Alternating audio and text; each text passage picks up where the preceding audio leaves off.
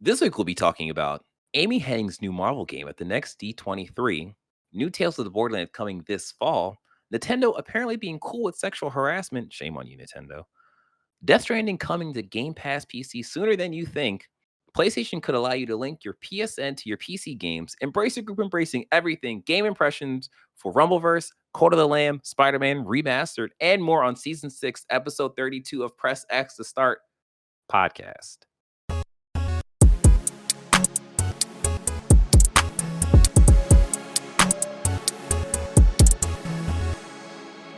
What's up, everyone? I'm your host, DJ, aka Sexy Bad Choices, aka It's Okay to Kill Your Friends, aka I got powerbomb off of a fucking skyscraper in Rumbleverse. Craziness. I can agree with that statement DJ made. Who else is here? It's your boy Jordan, aka JXBot, aka Jordan Power Washing LLC. For all your power washing needs. This man got a strong arm. Well, I'm not. All right, dude. Look at power washing and stop being weird. Jesus. Ooh, me weird? Who else is here? Avery, and I can out weird you, but I'm not going to because this is a family podcast. Nice. That is who we are. Now you know that. Press X Start Podcast is a weekly show where we talk about the latest gaming news, review the biggest games, and give you our thoughts on the games we are playing. Our goal is to expand the video game media landscape through an underserved point of view. Normally, we jump into the quick hits, but before we do that, we have a announcement / pat on our backs because right this second, our last quick hit video on YouTube is almost at 1,000 views. Oh, it's almost at 1,000 views. This, you might be wondering, 1,000 views, that's nothing. I see YouTube videos all the time that has 200K views, 300K views, 50K views. What's 1,000? 1,000 is nothing. 1,000 is everything to us. 1,000 is everything to us. Okay? So if you haven't watched that quick hits, just jump onto our channel, subscribe, like the video, and then just watch it. Just watch it. That's all you got to do. Get us to 1,000. We're almost there. All right. With that being said, and us being just so cool, now let us jump into the quick hits. Avery, what's happening? Oh yeah, it's me, Avery. I'm supposed to be doing the quick hits. Let me figure my shit out. Yeah, no, I'm just stalling because I felt like it. So anyway, our first story is a sort of a mini announcement. This is going to be coming from VGC from Jordan Midler. Disney has announced I'm going to go with this. Yeah, Disney has announced a Disney and Marvel game showcase, which is set to take place in September and will feature the first look at Amy Hennig's Marvel game. Now, a couple things going into this, that this is going to be at D23. And then this is a Disney and Marvel showcase. So it's not a Marvel showcase. It is a Disney and Marvel showcase. And if you just think about the vast library that Disney has under their umbrella in terms of things they want to make and what not to make, this showcase can cover a lot of things. That being said, the only confirmed thing is that we will at least get a first look at what Amy Hennig is working on, and it is specifically a Marvel game. Yeah, okay. I think it's really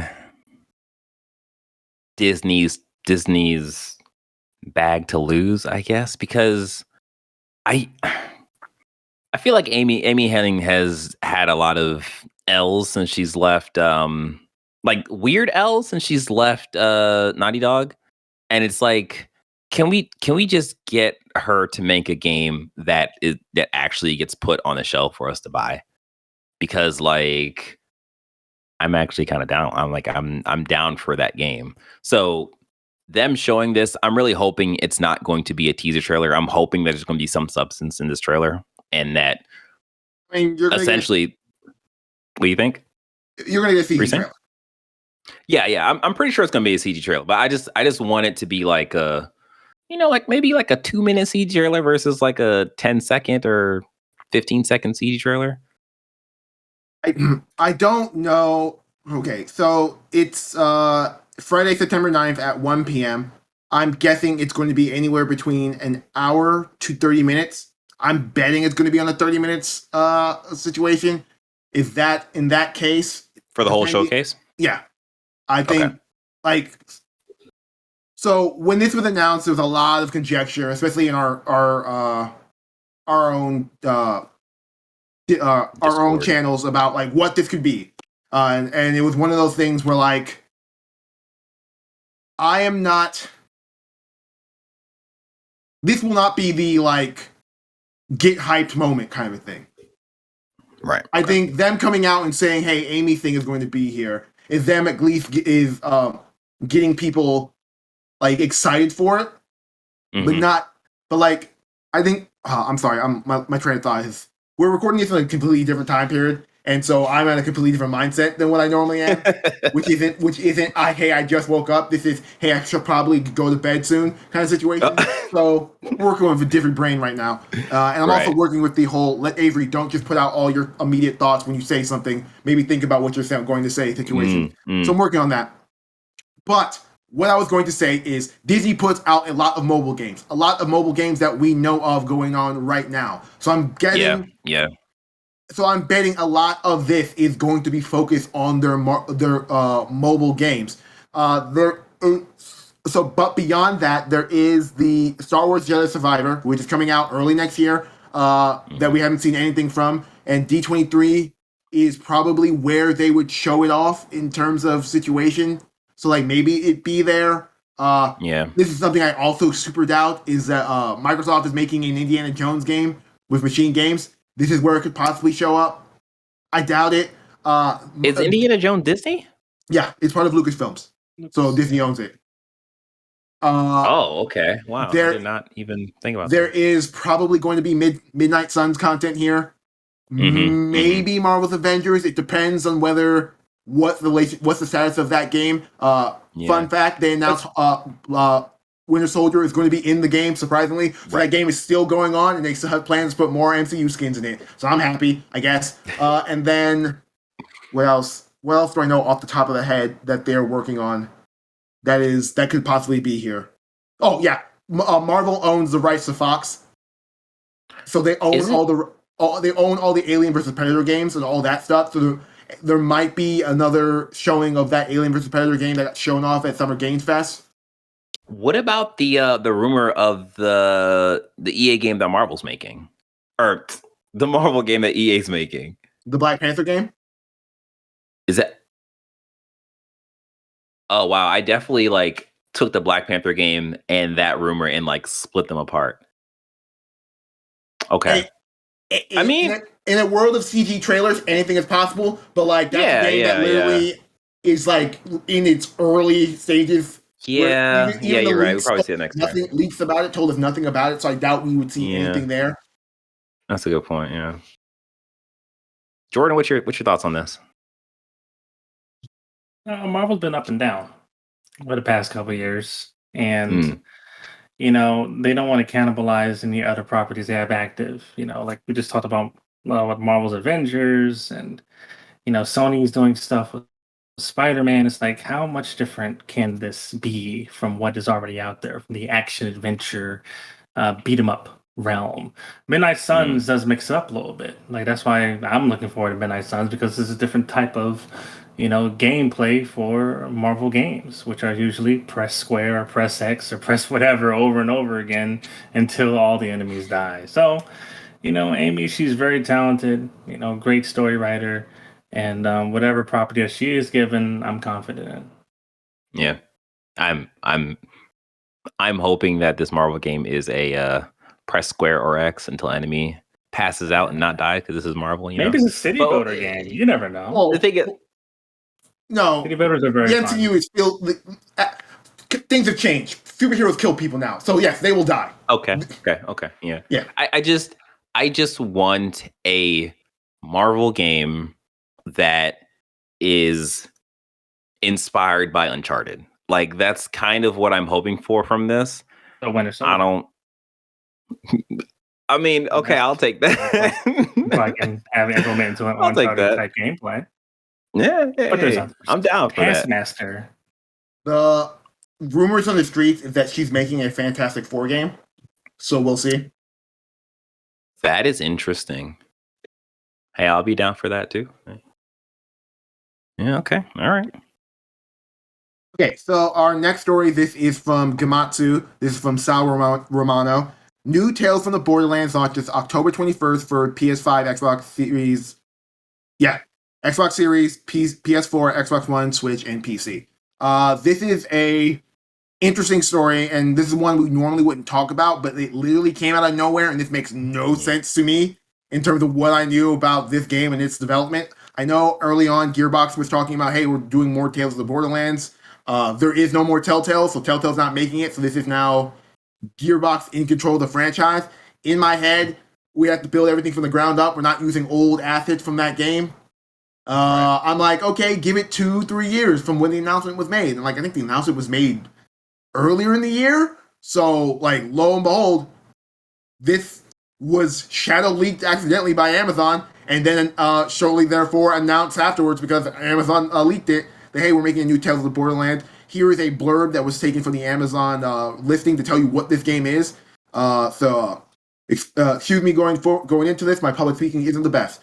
Take a stand against ruthless corporate overlords in the narrative-driven adventure. Within the perpetually war-torn metropolis of Promethea, you'll control Anu, Octavio, and Fran on the worst day of their lives. Help these three lovable losers as they endeavor to change the world and maybe even save it. So it's clear from this blurb that this has nothing to do with anything else in the other. This has nothing to do with anything that happened in the last Tales of the Borderlands game, nor does it have anything to do with anything that I know presently happened in the mainline Borderlands games. Right. Key features were listed: decide the fate of altruistic scientist Anu, her ambitious streetwise brother Octavio. So this immediately sounds like the main characters from Tales of the Borderlands, except let's change them. And the fierce Frogurt slinging Fran. With nothing left to lose and everything to gain, you'll claw and con your way through a thrilling 5-part story. So it's clear that they're still keeping with the Telltale episodic storytelling. The Borderlands aren't just home to vault monsters, psychos, and weapon core CEOs. They're fully downtrodden, independent civilians just trying to get by. With a host of returning and fresh faces, it's an unforgettable tale. It's sure to delight fans new and old. So yeah, I like Tales of the Borderlands. It's one of my favorite Telltale games. It's probably in my top 3 favorite Telltale games. Between that, Wolf Among Us, and I actually really like The Guardians, but I'd have to give it to like the first season of Walking Dead in terms of like the best 3 I just generally remember. That being said, I do not have confidence in this, in that like Telltale games are notoriously just not optimized or well put together games. This seems to have a short turnaround. Yeah. And this came as a surprise. So I'm like, I'm not going into this like super excited. Isn't Gearbox, they're owned by Embracer, right? Yeah. They've been embraced. That's what they say in Embracer. We embrace people. Right.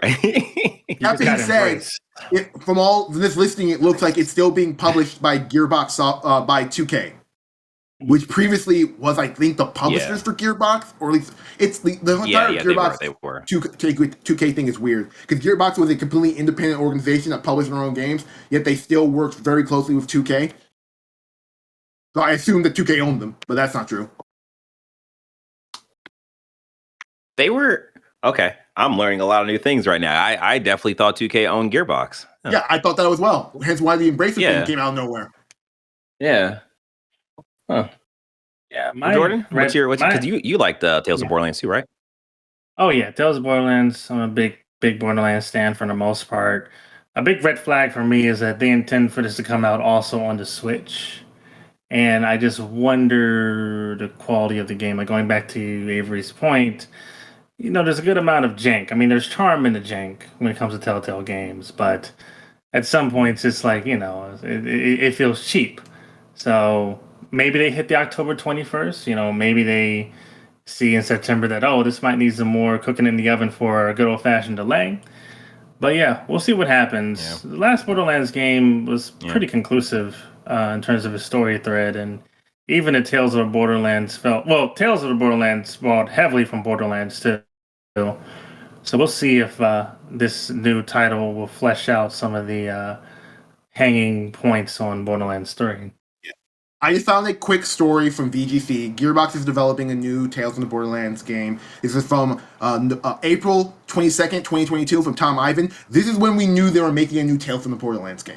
Mm-hmm. So essentially, the turnaround for this game is like 6 months. When did the first one come out? Eons ago. I want to say some 6, 7 years ago. Okay, all right. I mean, I think the soundtrack good. Yeah, soundtrack's great. Always great. 2014, so like 8 years ago. Jesus. Okay. All right. I think the one thing that, like, you know, can happen is a delay, and I feel like we've been at this point, games are being delayed left and right, so I don't think it's going to be that, like, oh my god, I can't believe they delayed this game, especially when we heard about it in April and they're releasing it in October. I would hope that the game has been given enough time in development and no one's just leaked the game for some reason. I mean, I do give Embracer a lot of shit. I just do because of how they're structured. Like, they're basically run by venture capitalists. So, like, there's not too much interest in game quality, but, you know, they did delay Saints Row. They're not afraid to delay a game. Like, I don't think they're about pulling out crap all the time. So, well, 60-40 for this game being delayed. I think we haven't seen anything of this game. So it's, as far as I can tell, it's vaporware. That being said, if they're committing to October 21st, I'm pretty sure it's coming out October 21st, because I have no confidence that, like, without hearing anything of this game's development, that, like, that this isn't a shovelware piece of content, if that makes sense. Yeah. Well, that's Embracer. Yeah. Get embraced. That's Embracer. Okay, so our next story is from Kotaku. This is a big story that I had asked any of our listeners to actually go read the actual article itself and all the ongoing reporting on this situation. It's part of the ongoing that video games, like pretty much every industry in the world, are a cruel and unfair place to minorities, people of color, and just generally the underrepresented in all situations. And that everyone, that there is no good guy. Everyone is guilty of abuse in this situation. So stories like these aren't surprises, but to be expected and to be learned from to be better. But the actual story itself is Nintendo of America's testers say they face years of sexual harassment. This is a reporting from Sissy Jing. I'm going to read the top excerpt of this article just to give you a general idea of what we're talking about. 2 years ago, a contract game tester named Hannah, not her real name, had a harrowing experience that led her to quit her dream job at Nintendo of America after nearly a decade. Several employees had created a group chat on Nintendo's Microsoft Teams server called the Laughing Zone, air quotes. It was supposed to be a lighthearted place for coworkers to share memes with one another. That changed when a male translator was added to the group. Soon, he posted Reddit screenshots about why Vaporeon was the best Pokemon to have sex with. Hannah was disgusted by the explicit descriptions. When the conversation turned to Genshin Impact, the translator posted a gif of Paimon, a child character in the game. He posted about how it was okay to be sexually attracted to Paimon despite the character's childlike appearance, voice, and personality. Hannah screenshotted the sexual comments and attempted to escalate the situation with Aerotech, the staffing company she was contracted under while working at the Redmond, Washington headquarters. Here's a full quote. Nintendo was almost like a nightmare. It's sad because I love Nintendo. I grew up with Nintendo. I was excited to join Nintendo when I first got there, and I thought I was going somewhere, said Hannah. I had my supervisors telling me I was doing such a good job, but by reporting that incident, she had set off a chain of events that led her to quit her job testing Nintendo games. So the greater article is just a sort of treatise on more stories like what Hannah represented, and generally the how would I say this? the awful company culture that Nintendo of America had specifically to allow situations like this to fester and not be dealt with. There's articles that Nintendo is responding to this article. They're not unlike a lot of companies, however, they're not saying, "Oh, this is not happening. We're doing our investigation and we're sure there's nothing going to happen." But they're doing their own investigations. But that being said, this went on long enough for this woman to quit her job after 10 years. Exactly. Yeah. Them doing their own investigation means nothing to us because they're going to be like, "Oh, okay, well, we found the one problem that was pointed out in this article and we fired that tester." Okay, cool. But like, okay, well, obviously there's more stuff happening here than just this one experience, seeing how this has been going on for years. Like, this is just appalling. Like, there's so much wrong with that excerpt.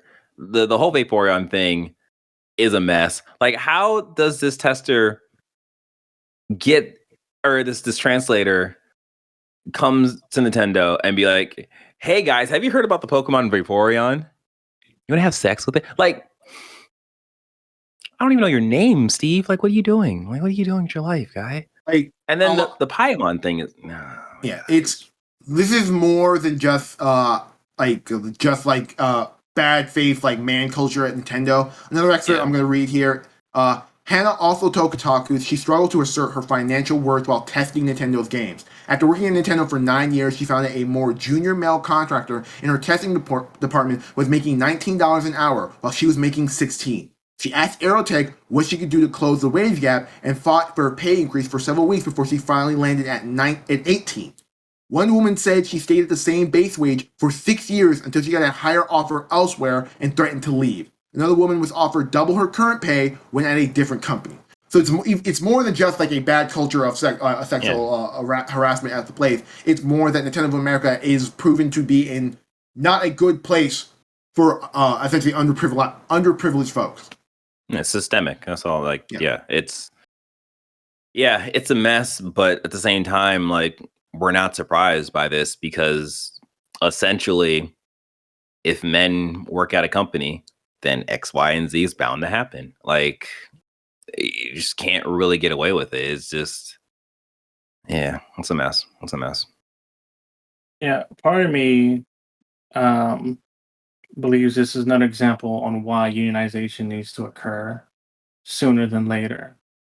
It's clear that unionization will allow for workers to collectively bargain and ensure not just wages are met, but safety measures. Like this is beyond OSHA, equitable training, making sure that there's clear and understood lines of communication between employees and HR when it comes to these type of grievances.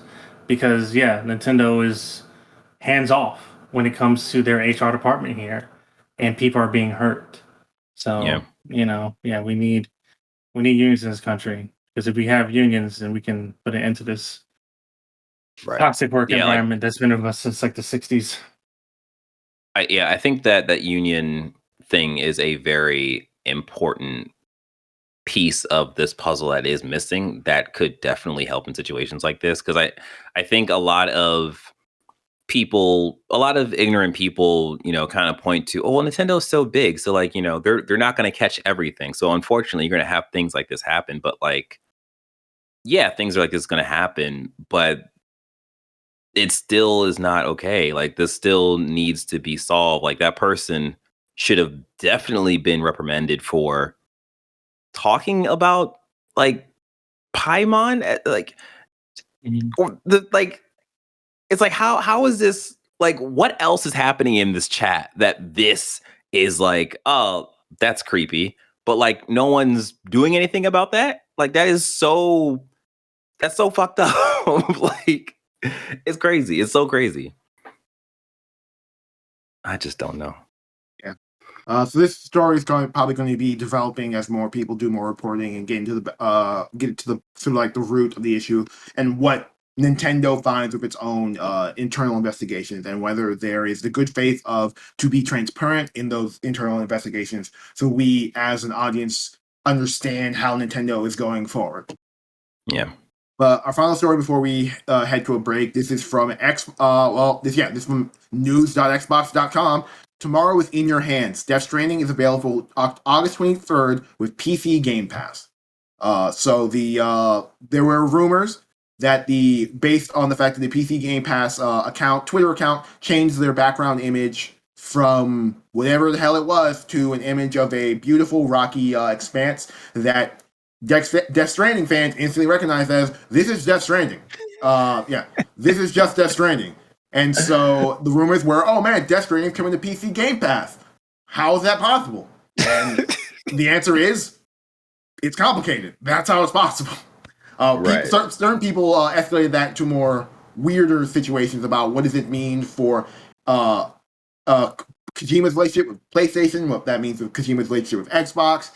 I think this is more or less is just, before you guys can put your words in it, I think it's more or less that this is a pre-Sony with any real presence on PC who gave Death Stranding, who was made by a third-party developer, they gave them the PC rights to that game to do what they wished because they had no plans to put it on PC. They made plans with 505 Games. 505 Games took the fucking bag when it came to getting money from Xbox to put this on PC Game Pass, and now it's on PC Game Pass. If anyone's questioning what the rights to Death Stranding mean, well, they're not changed. PlayStation owns the rights to that IP. As far as I'm aware, those rights also translate to its console rights, so any assertion that Death Stranding will end up on Xbox proper is a weird contractual pipe dream that people are smoking. But otherwise, this ultimately is just a really big PR boon for Xbox. A PR boon that really has no real weight in regards to, like, I don't know the PC Game Pass numbers, so I can't tell you, like, how big of a chunk of their audience, like, how big of a chunk are the Xbox audience are PC gamers and henceforth and back and forth. But it's one of those things where, like, yeah, great. This doesn't change anything. It's on PC Game Pass. Yeah, I mean, I definitely think I think Xbox is positioning this as best they can in terms of as a win because this is on essentially their service. So they're positioning that, but it is on PC and not the actual console itself. So people are just like, okay, that's cool. But like, yeah, I think as you were saying, Avery, like the reason why this happens because Sony at the time wasn't the same Sony that we have right now. So they weren't thinking about PC and stuff. And yeah, but I mean, that's still cool for the people who haven't played it and who have Game Pass PC and want, to try the game and, have fun. Jordan, are you gonna try this out? On my PC, maybe. I mean, like that's the type of game, I would not play on my PC. To be honest, I would most likely Okay. buy that on PlayStation because I have a 65-inch television, and I heard it was a theatrical experience, and Yeah. that's why I play Yeah. God of War and Spider-Man for those big theatrical experiences. At least in terms of what it means for Xbox, you know, there's one individual who I follow most on that side when it comes to Game Pass. It's Sarah Bond, and how to Mhm. curate games and where they're put is very deliberate. I wouldn't consider this that much of a flex, but I think genuinely they recognize Death Stranding as a great game. And in terms of how subscription systems are marketed, not necessarily by the branding and all that, fanboyism and all that. It's about the content that's on it. So there is a clear membrane between Game Pass console and Game Pass PC. I participate in both. That's why I got Game Pass Ultimate. There are some Game Pass games that I exclusively play on PC, like the Bethesda games, while there are some Game Pass games I play on Xbox too. In terms of the overall benefit as an individual, not too much, but it does add to the quality and value of Game Pass because we've held that game in pretty high regard in the past, and now more people are going to play it. And whatever game that Kojima does come out with their Xbox partnership, they're going to go back to this game as a baseline of quality. That's true. Oh, one thing I thought about in this conversation is PlayStation's early PC benefits were Yeah, their early PC efforts were based on drawing up hype for their console games. Hey, we put God of War on PC. God of War Ragnarok is coming. Hey, we put Horizon on PC. Horizon Forbidden West is coming. Norman Reedus has leaked there's a Death Stranding 2. We do know that and if my understanding on this complicated organizational charts work is that PlayStation isn't going to give up any rights when it comes to Death Stranding 2. So if Death Stranding 2 shows up on PC, it's going to be published by PlayStation's PC brand because they consider that a first-party studio. They went and changed their fucking art to put fucking Sam Porter Bridges in there instead of the Concrete Genie team. So it's really interesting how this goes forward because to Jordan's point about positioning the quality of Death Stranding as evidence to what Kojima's next game is, there is the caveat of we don't know what X game is, and knowing Kojima, I don't think it's going to be anything like Death Stranding unless Xbox has come to him and said, hey, we want this type of X game. So there is going to be a disconnect with the next Kojima Productions game is versus Death Stranding. This is a weird and fascinating event in the streaming wars in video games. I didn't expect this, but like when I saw it, I'm like, all right, this makes sense, and I moved on. Yeah. yeah. Okay. Have we talked this to death? To Death Stranding? Mm-hmm. All right. Well, before we talk about Muck Zuckerberg, Jesus Christ, before we talk about that meta guy, if you're watching us and you've been enjoying the video so far, and you've been listening to our podcast and you've been loving the podcast so far, we ask that you do us a favor. If you are watching this, please hit that like button, please hit that subscribe button, and hit that notification bell. If you are listening to us, please pause, go to your podcast service, and leave us a great review. Just a great review. If you leave us a good review, we will find you and we will make you. No threats. Yeah, no threats.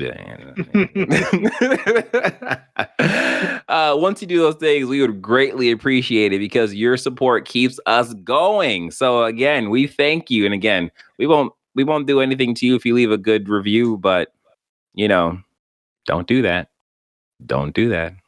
Sean will find you. Sean will find you. All right. With that being said, Avery, tell us about this Mark Zuckerberg muck stuff with graphics. Yeah. This is a minor story in the greater context of what we normally talk about, but I just thought it was a funny. It's a funny thing. I follow Paul Tassi, and Paul Tassi, the actual story itself is from Patricia Hernandez at Kotaku. Mark Zuckerberg responds to graphics backlash. Promises Metaverse won't be depressing to look at. So Mark Zuckerberg released a photo of him in Meta's Horizon, which I'm gonna be honest, I spent a lot of attention to video games. I try to spend a lot of attention to what's going on in VR. I don't know shit about what Meta Horizons is or what that is supposed to be beyond, this is just a metaverse. I don't know what the exact details of this metaverse are. My only actual ideas my only frame of reference when it comes to metaverses is me watching Sword Art Online, and then even further, me watching Dot Hack back in the day, and then playing Dot Hack and being like, this is what I want. Just turn this into what I want. But he posted an image of what appears to be him in what I guess is a Horizon metaverse, and it was a very, very bad low poly model that's supposed to be him. Like, if someone took a Wii avatar and just tried to make it look more like a human, but it still looked like a Wii avatar, and then they were playing that game on the Wii. That's in terms of the graphics that were being showcased in the background. I think it was supposed to be Paris, and it was like, this does not look great. I'm just gonna DJ is showing footage of it, which is, I mean, in terms of a VR experience, this looks par for the course of what I remember of VR. But the specific image that he showed is just bad, horrifying. Horse running around. Jesus. What I don't understand is that Facebook, I'm sorry, Meta has so much money. I know. You know, this does go to my. I'm overall like terrified of Gen Z and the content they're consuming right now. But we know how cheaply Roblox looked. I mean, it's like you thought that the That's a graphics would be good getting point. better going forward, but it's like these ones, like this is ass cheeks. Yeah. I'd rather play mean, Jack and Daxter too. as long as it functions and they can do what they want to do, then it don't really matter how great the graphics look. But yeah, That's where their minds are. that is just not a great showing for that. Like that, the problem is no one wants to exist in that like world because they have Roblox, they have Minecraft, they have Fortnite. So it's like it's not bringing anything new to the table. Okay. So I have some more context on this. So because like it looks bad, and I'm shitting on it for looking bad, but I'm not shitting on it for like because I'm looking, but that's within a certain context. That makes sense. The game started this whatever Horizon World is supposed to be started development, and I want to say 2019. It's supposed to be this infinite, expansive world. So I get it looks like that, and that's fine. It's the image itself I'm shitting on. Of like this is the image you showed to impress people about how this works. Part of the story is that he then showed a new updated image with a more detailed and rendered background with a more recognizably less creepy looking version of himself, and promised that this is what they're aiming for when it comes to Meta Horizons, which I'm like, okay, fair. I'm just saying, you clearly released something in early access, call it early access, and I'll accept it looks shitty because it's understandable. You haven't, like, I'm of the mindset that infinite money doesn't mean infinite quality. That's true. That's very true. So, like, you developing, so 3 years of development on this. This makes sense to why it looks like this, especially what the quote-unquote scope is trying to go on, and VR as a hardware, but that's a shitty image to put out, dude. Yeah, like, it just, for me, it pangs of, you have people working on this that it's probably their first time in game development, and it's like, all right, well, are you building off of a new engine? Are you using Unreal 5? Like, are you using Unity? Yeah. Is it Unity? Yeah. Oh, okay. Well, Unity's doing great these days. Yeah, you're right. Actually, yeah, Unity is. Yeah, like they're doing bad 1,000. Yeah, like I'm being facetious. Okay, so doing my before we wrap this up, and me doing my final research on Horizon Worlds, this very much looks like it's them making dreams. Yes. Except, but couching it as their VR metaverse for Facebook, where all of Facebook will eventually funnel into. I the see users that. I can totally become see the content creators, save money. Oh god. I don't know. I mean, that's Facebook. Yeah. Making video games is hard. Shout out to the Meta Horizon Worlds team for doing the best they can, and then getting their CEO to have everyone shit on their work. Yeah, no, you're definitely right. Because I'm pretty sure. Because I'm pretty sure they were like, "Hey, this is very early. Please don't share this." And Mark was like, "Did you say share this? I will definitely share this." So Further context: this game came out in 2021, like the tail end of 2021. So it's out as a thing that people can experience. Yeah. My thing is that this is clearly something that should be in early access, so that's what you should cage it as, instead of here's 1.1 of Horizon Worlds. Nah, this is 0.4. This is our final form. Yeah, part of me is like imagining the white pager for this that was sent to like the shareholders and stuff. It's like, we're gonna have advertising, we're gonna have proof of concept, all that. Like this was made for the upper echelons in terms of its existence right now. Because if something like that were to fail to put that much money in it, then their stocks are affected. Yeah. So listeners, bookmark this episode of Press X and Start podcast, because if in 2 years, this podcast is completely changed and we're on Meta doing it in VR, call us out. Let us let you know. I'll say that. Bookmark that. But if this podcast is using Meta as a platform, I'm not on this podcast. I haven't had a Facebook in about 3 to 4 years. I'm fucking Bing chilling. So like, there's no power in this verse that can get me to reopen that can of worms in my life. The intro plays and just says, "What product of Meta?" Yeah, don't worry. That being said, if Meta wants to God. buy us, and I don't, and for a shit ton of money, I'll take that bag every time. Every time. But you can't get me to give them any personal information outside of my PayPal so they can pay me. Okay, so our next story is a 2-part story, and it's relatively small in terms of everything else we've talked about, but I'll find a way to make this 10 minutes. Anyway, this is from The Verge. This is from Tom Warren. PlayStation PC launcher reference spotted in Spider-Man Remastered for PC. And then this goes in junction with a story from VGC from Andrew Marmo. Sony could introduce PSN account linking for PC games and rewards files suggest. So essentially, with Spider-Man Remastered out in the wild, a bunch of shit has leaked about certain things that Sony wants to may or may not do. One of them being a PlayStation PC launcher, which is good and bad. If it's good and bad, and then it gets to another problem that one of the big issues that people have heard tangentially with Spider-Man Remastered is a lot of people like who play it on like PS4, who want to play it on PS, who want to play it on PC, you're like, oh man, I don't want to replay the game again. I just want to enjoy the game at my full, with my save file, but there's absolutely no integration for save file transfers from PlayStation to the Spider-Man Remastered, because Spider-Man Remastered because PlayStation doesn't have that integration into their games outside of the ecosystem, and those games are being served through other launchers.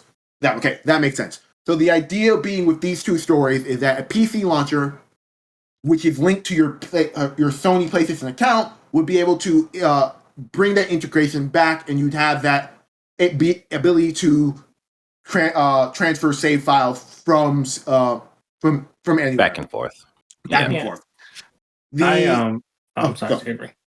No, I was gonna say, like, this is great. This is a quality of life improvement, and if they want to truly commit to the PlayStation pathway for their applications, which they clearly are doing, then yeah. I mean, I'm currently doing it with Xbox right now, being able to start a game on PC and take it to my television, and in some ways take it to my phone. I mean, it's like it's something you don't consider until you try it, and I'm glad to see that PlayStation is investing in it. Like, you know, it helps out. It truly does. Yeah. It's a cool experience. Yeah, it's like once you have that ability, you're like, oh, this is actually very useful. Yeah. Like I had a tinge of it.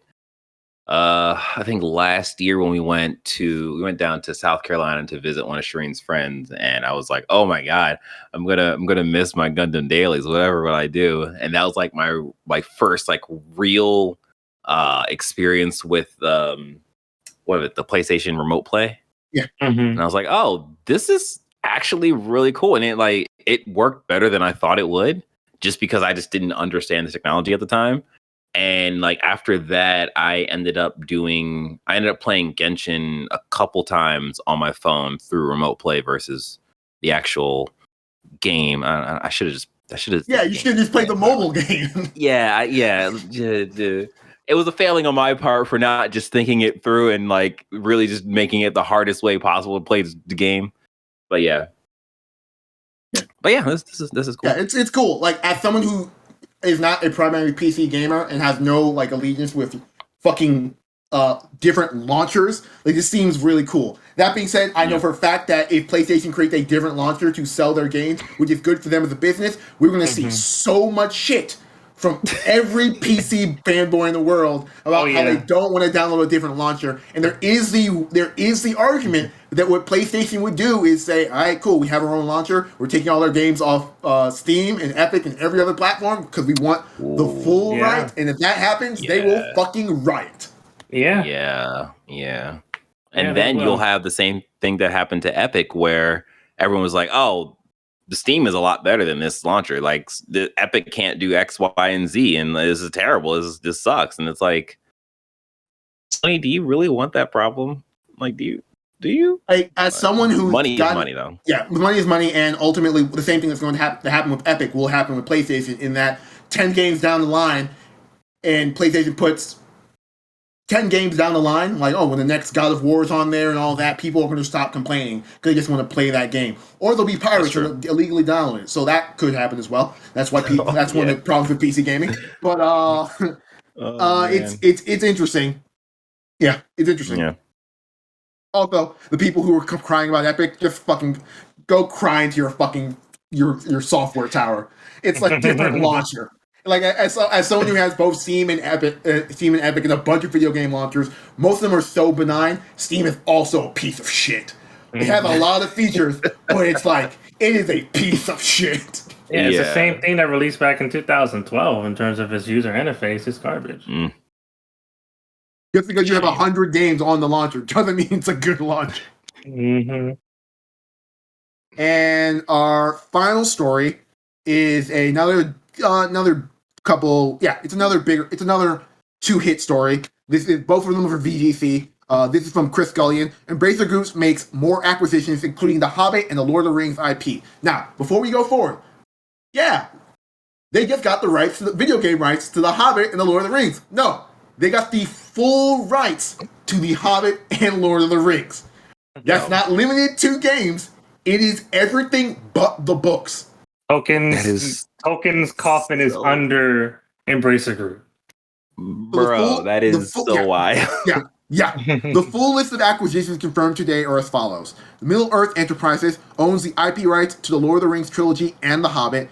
Limited Run Games, collector-focused video game publisher. So Jared Petty got bought by Embracer Group. That's a kind of funny joke for you people. Tuxedo Labs, Swedish studio specializing in tech-driven games. First title was Teardown. Tripwire Interactive, U.S. studio best known for Maneater, Killing Floor, and Rising Storm. Singtrix creates vocal processing effect technology for karaoke, gaming, and equipment. Tatsugen, Embracer's first Japanese studio, founded by shoot-'em-up studio Topeland's co-founder. Bitwave Games, Swedish studio with a passion for retro games. Gyotech, gaming accessory brand. And another company with a PC console gaming that, for commercial reasons, is not disclosed today. Yeah. Like... Hey, man. Consolidation. That's the theme of the 2020s right now. Consolidation.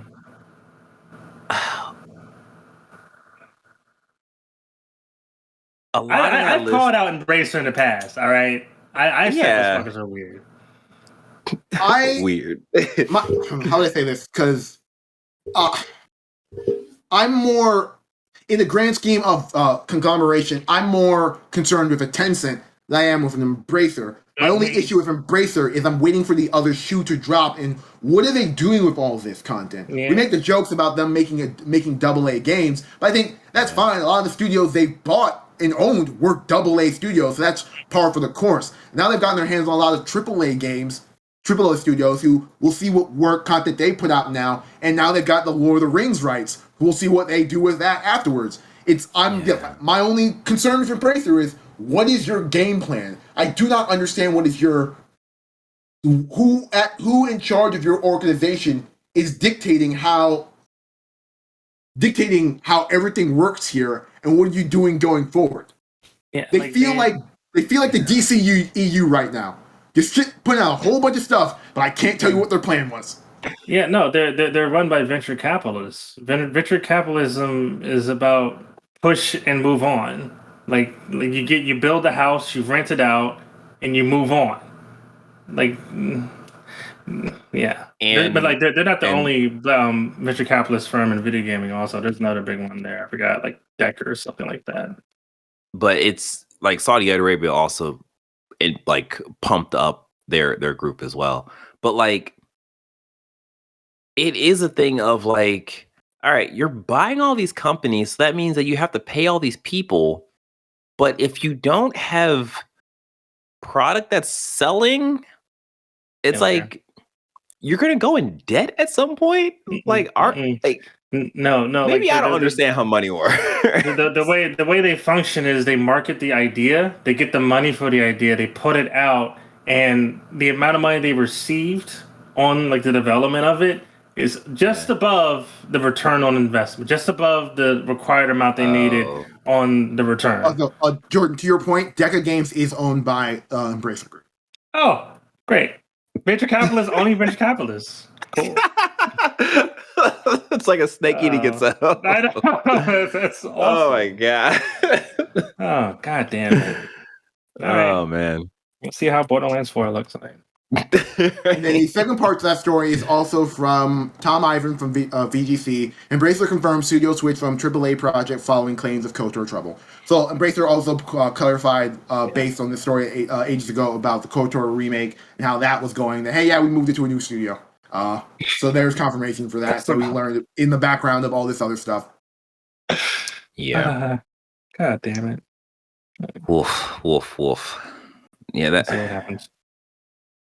Yeah, I mean, it's that's a good move on their part because once that news broke, it was very much so like, oh, this studio most likely wasn't cut out to make a game of this size and quality.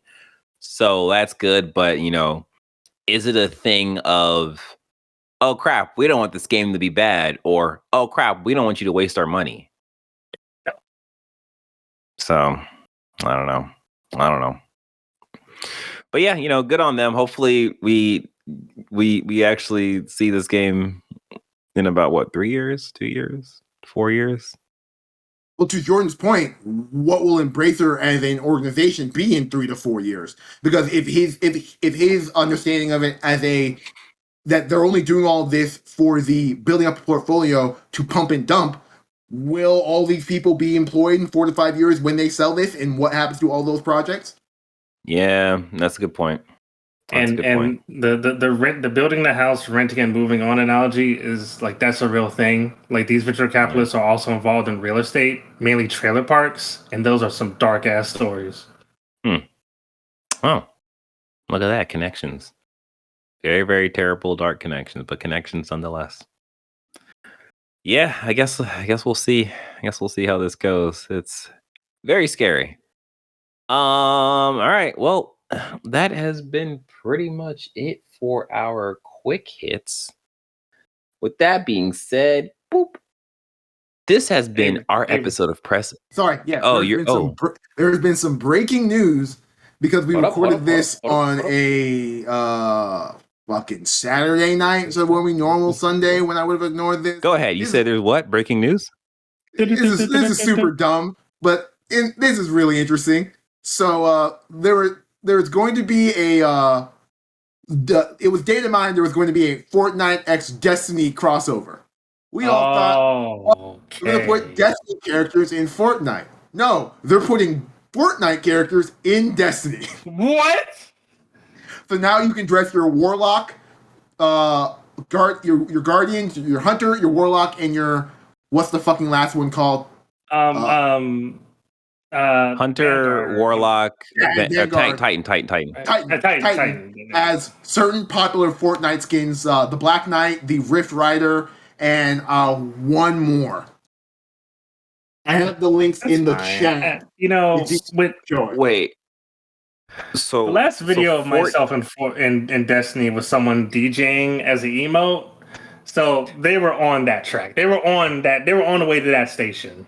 I'm gonna say straight up right now, I might turn on my copy of Destiny 2 because these I'm not gonna lie, like these look like the integration here looks fucking fantastic.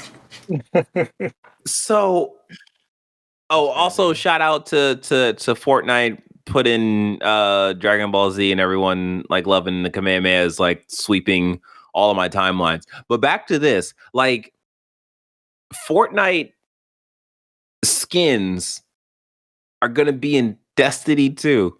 They're not skins; they're armor for your characters that look like Fortnite characters. So they have functionality within Destiny beyond just looking cool. Okay, normally this doesn't happen, but this is really hurting my brain. It's different. This is very. I mean, it's cool. Like, if there was ever a reason for me to download Destiny 2, this is definitely like 4 of them. Huh. I'm trying to find the article. Well, if you go, this. I'm glad. Go to the news section. I have Paul Tatton is theorizing breakdown what he thought it was going to be, and then I found the actual image of what it's going to be. I also put it in the news section. Okay. Yeah. No. This looks really dope. Yeah. Okay. That's really cool. That means this is like, here's the thing. Destiny has been around long enough that it can be a metaverse if it wants to be. Mm-hmm. And if they're making a collab for Fortnite bullshit now, what's stopping them from making a collab to have any other cool shit in there? And while I think multiverse stuff is really stupid and doesn't really interest me, I like the aesthetic they've gone for, which is we're not just throwing random shit into Destiny, we're making random shit Destiny-like. Yeah. Yeah. The first thing I thought of was that Steve got whoever the generic white guy is. I thought Jonesy. Yeah, Jonesy. Okay. I thought him as armor pieces in Destiny, and that honestly broke my brain because it's like it's like his head as a okay. Well, yeah, but that's awesome though. That's really cool. This has been another episode of Press X to Start Podcast. We hope you enjoyed this episode as much as we enjoyed making it. Don't forget, again, do not forget to like this video, to hit that subscribe button, and then hit that notification bell. If you are listening to us, please make sure you pause the podcast, go to your podcast service, and leave us a cool review. Leave us a great, cool review. Again, if you leave us a good review, Sean will find you. Okay? Sean will find you. He finds everything for us. There is a gnat on the side of my water bottle. Very disrespectful. So you can find all details and more on our website at pressx2start.com. Until next time, we'll be talking about Gamescom stuff. Yeah. You're gonna get a whole lot of Gamescom stuff, so get ready for that.